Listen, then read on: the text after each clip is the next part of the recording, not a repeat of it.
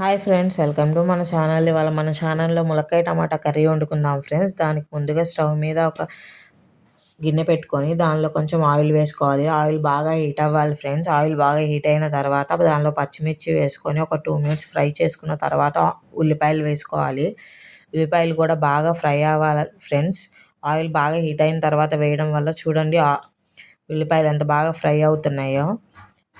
ఉల్లిపాయలు వేసుకున్న తర్వాత ఒకసారి కలుపుకుందాం ఫ్రెండ్స్. చూసారా ఉల్లిపాయలు ఎంత బాగా ఫ్రై అవుతున్నాయో. ఇప్పుడు ఒకసారి మనం కలుపుకుందాం. వీటిని ఒక 2 మినిట్స్ ఫ్రై అవ్వనిద్దాం. చూసారా ఫ్రెండ్స్, ఉల్లిపాయలు బాగా ఫ్రై అవుతున్నాయి.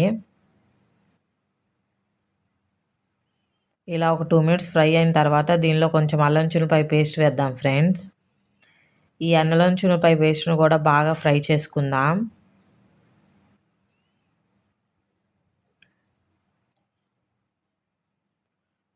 కొంతమంది అల్లం చిన్నుపాయ పేస్ట్ లేకుండా కర్రీ చేస్తారు ఫ్రెండ్స్. నేను ఎప్పుడు చేసినా దీనిలో అల్లం చిన్నుపాయ పేస్ట్ వేస్తాను, బాగుంటుంది స్మెల్. దీనిలో కొంచెం కరివేపాకు వేసాను. దీన్ని ఒక 2 మినిట్స్ ఫ్రై అవ్వనిద్దాం. చూసారా ఫ్రెండ్స్, బాగా ఫ్రై అయ్యాయి.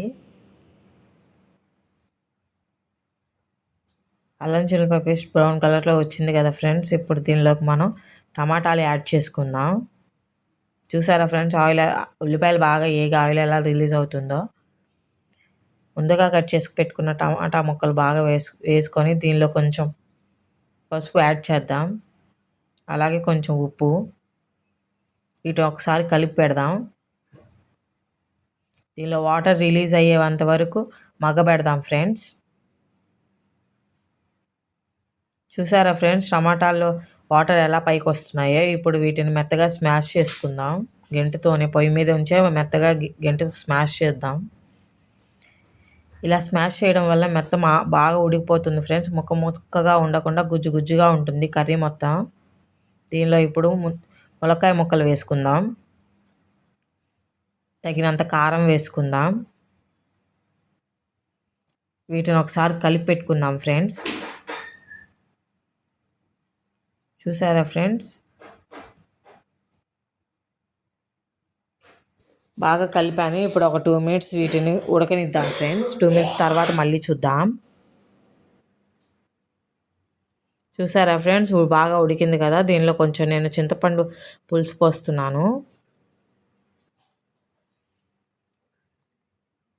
ఇప్పుడు ఈ వాటర్ పోసిన తర్వాత ఒక 2 మినిట్స్ మగ్గనిద్దాం ఫ్రెండ్స్.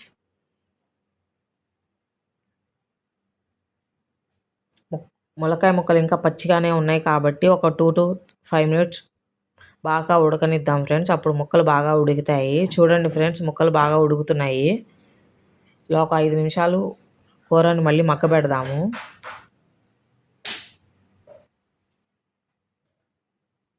చూసారా ఫ్రెండ్స్, కూర బాగా ఉడుకుతుంది. అలా ఉడుకుతున్నప్పుడు మీ దగ్గర కొత్తిమీర ఉంటే వేసుకోవచ్చు ఫ్రెండ్స్. నా దగ్గర ప్రజెంట్ కొత్తిమీర లేదు, అందుకని నేను వేయట్లేదు.